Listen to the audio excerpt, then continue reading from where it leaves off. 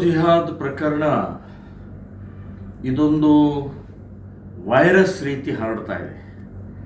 ಬಹಳ ಕೆಟ್ಟ ವೈರಸ್ ಇದು. ಅತ್ಯಂತ ಹೀನ ಕೃತ್ಯ ಇದು. ಪ್ರೀತಿ ಸಹಜವಾದಂಥ ಪ್ರಕ್ರಿಯೆ ಇದು. ಪ್ರೀತಿಗೆ ನಮ್ಮ ವಿರೋಧ ಇಲ್ಲ.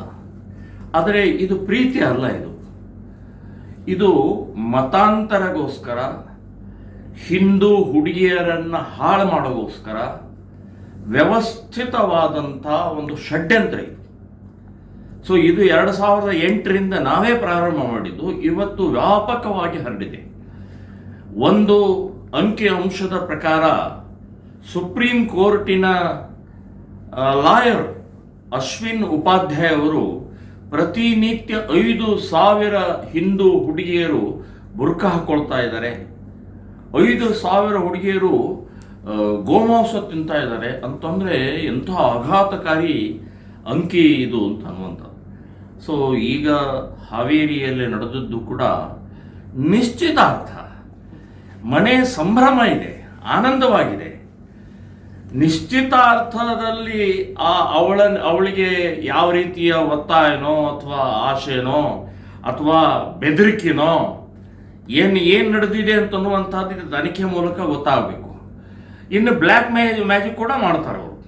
ಸೊ ಇಂಥ ಸಂದರ್ಭದಲ್ಲಿ ರಾತ್ರಿ 12 ಗಂಟೆಗೆ ಹಿಂದಿನ ಬಾಗಲಿನಿಂದ ಅವಳನ್ನು ಕರ್ಕೊಂಡು ಹೋಗ್ತಾನಂದರೆ ನಾನು ಹೇಳೋ ಇದಕ್ಕೆ ನೀವು ಕೋರ್ಟು, ಪೊಲೀಸ್ ಸ್ಟೇಷನು, FIR ಆಗಬಾರ್ದು, ಎನ್ಕೌಂಟರ್ ಮಾಡಬೇಕು. ಎನ್ಕೌಂಟರ್ ಆದ್ರೆ ಮಾತ್ರ ಇವತ್ತು ಈ ರೀತಿಯ ಮೋಸ ಮಾಡ್ತಾ ಇರುವಂಥ ಮುಸ್ಲಿಂ ಗುಂಡಾಗಳು, ಕಿಡಿಗೇಡಿಗಳು, ಅವರಿಗೆ ಸರಿಯಾದ ಒಂದು ಪಾಠ ಆಗತ್ತೆ ಅಂತನ್ನುವಂಥದ್ದು ಹೇಳ್ತೀನಿ. ಇದು ಅತಿಯಾದಂತಹ ಪ್ರಕ್ರಿಯೆ ನಡೀತಾ ಇದೆ. ಮುಲ್ಲಾ ಮೌಲ್ವಿಗಳು, ಮುಸ್ಲಿಂ ಮುಖಂಡರು, ಮುಸ್ಲಿಂ ಜನಪ್ರತಿನಿಧಿಗಳು ನಿಮ್ಮ ಯುವಕರಿಗೆ ಎಚ್ಚರಿಕೆಯನ್ನು ಕೊಡಿ, ಇಲ್ಲಾದರೆ ಬಹಳ ದೊಡ್ಡ ಅನಾಹುತ ಆಗುತ್ತೆ ಅಂತನ್ನುವಂಥದ್ದು ಹೇಳ್ತೀನಿ. ಇವತ್ತು ಹಿಂದೂ ಸಂಘಟನೆಗಳು ಆಕ್ರೋಶದಲ್ಲಿದ್ದಾವೆ, ಸಿಟ್ಟಿನಲ್ಲಿದ್ದಾವೆ. ತಂದೆ ತಾಯಿ ಅತ್ಯಂತ ಪ್ರೀತಿಯಿಂದ ವಿಶ್ವಾಸದಿಂದ ಆ ಮಗಳನ್ನು ಬೆಳೆಸಿರ್ತಾರೆ. ನಿಶ್ಚಿತಾರ್ಥ ಇದೆ, ಸಂಭ್ರಮ ಇದೆ, ದುಡ್ಡು ಖರ್ಚು ಮಾಡಿದ್ದಾರೆ, ಗಂಡನ ಮನೆಯವರು ಬಂದಿದ್ದಾರೆ, ರಾತ್ರಿ ಓಡಿಸ್ಕೊಂಡು ಹೋಗ್ತಾರೆ ಅಂತಂದರೆ ಏನು ನಡೀತಾ ಇದೆ ಇದು? ಸೊ ಇದು ಸರಿಯಾದ ಕ್ರಮ ಅಲ್ಲ. ಕಾಂಗ್ರೆಸ್ ಸರ್ಕಾರ ಮುಸ್ಲಿಂ ತುಷ್ಟೀಕರಣ ಅನ್ನುವಂಥದ್ದು ಏನಾಗ್ತಾ ಇದೆಯಲ್ಲ, ಇದು ಕುಮ್ಮಕ್ಕು ಕೊಡ್ತಾ ಇದೆ.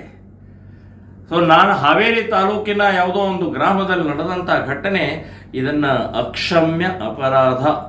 ಹಾವೇರಿ ಜಿಲ್ಲೆಯಲ್ಲಿ ಈ ರೀತಿಯ ಪ್ರಕ್ರಿಯೆ ಭಾಳ ನಡೀತಾ ಇದ್ದಾವೆ. ಇಡೀ ಕರ್ನಾಟಕದಲ್ಲಿ ಅಂತೂ ನಡೀತಾನೇ ಇದ್ದಾವೆ. ಅಷ್ಟೇ ಅಲ್ಲ, ಹಾವೇರಿ ಜಿಲ್ಲೆಯಲ್ಲಿ ವಿಶೇಷವಾಗಿ ಜಾಸ್ತಿ ನಡೀತಾ ಇದ್ದಾವೆ. ಸೊ ಈ ಸಂಬಂಧಪಟ್ಟಾಗೆ ಶ್ರೀರಾಮ್ ಸೇನೆ ಮತ್ತು ಎಲ್ಲ ಹಿಂದೂ ಸಂಘಟನೆಗಳು ಒಟ್ಟಿಗೆ ಸೇರಿ ನಾವು ಹಾವೇರಿ ಜಿಲ್ಲೆಯಲ್ಲಿ ಒಂದು ಸ್ಕ್ವಾಡ್ ಮಾಡ್ತೇವೆ, ಜಾಗೃತಿ ಮೂಡಿಸ್ತೇವೆ. ಕಾಲೇಜ್ಗಳಲ್ಲಿ, ಲಾಡ್ಜ್ಗಳಲ್ಲಿ, ಪಾರ್ಕ್ನಲ್ಲಿ, ಹೋಟೆಲ್ಗಳಲ್ಲಿ, ಪಾರ್ಲರ್ಗಳಲ್ಲಿ, ಜಿಮ್ಗಳಲ್ಲಿ ನಾವು ಕರಪತ್ರ ಹಂಚಿ ಜಾಗೃತಿ ಮೂಡಿಸುವಂಥ ಕೆಲಸ ಮಾಡ್ತೀವಿ ಅಂತನ್ನುವಂಥದ್ದು ಹೇಳ್ತಾರೆ.